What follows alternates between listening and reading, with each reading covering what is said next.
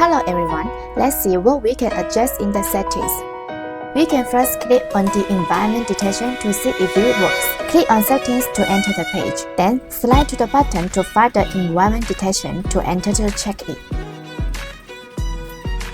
Here are two sections: connection settings and function settings. Click on the connection type. Selecting this option, we can use wireless CarPlay and wireless Android Auto. This auto start at boot. You can choose to turn on or turn off.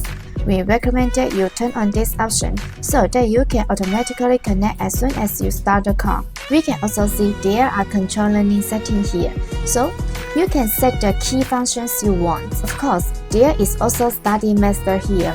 You can check it out. Here's cool setting CarPlay logo. You can choose the logo according to the model.